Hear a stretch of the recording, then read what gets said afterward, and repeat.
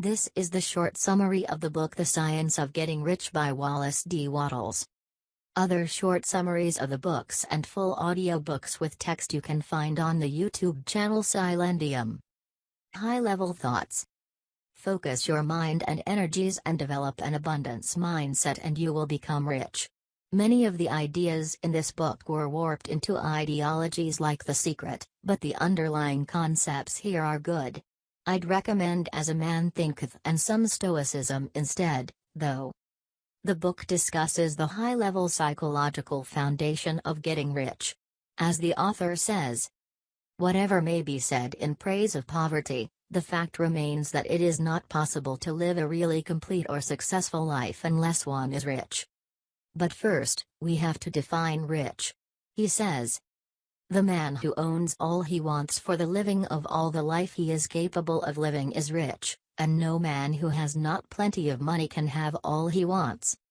So different people will have different ideas of what it means to be rich, but at the very least, you must be able to do everything you want to do.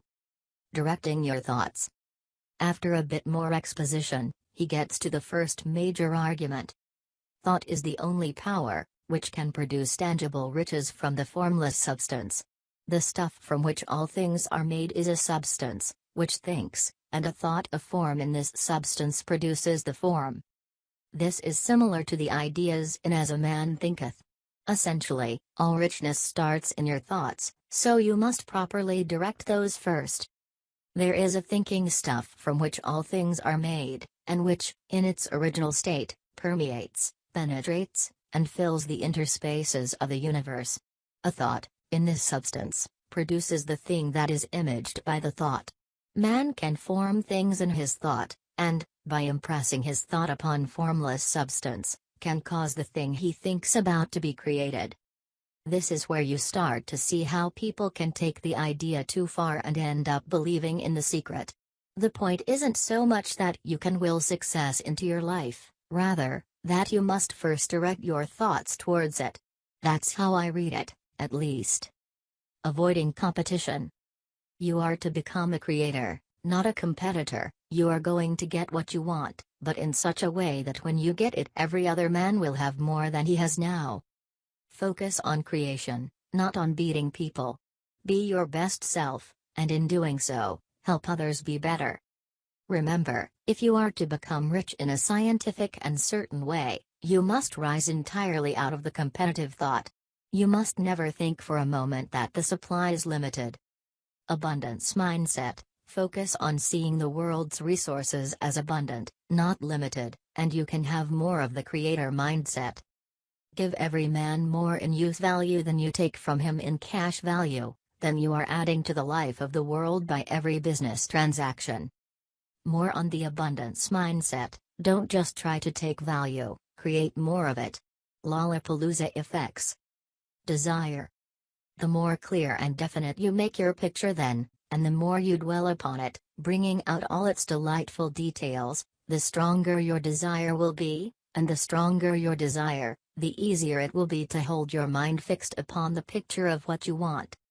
This is where some of the ideas around vision boards came from.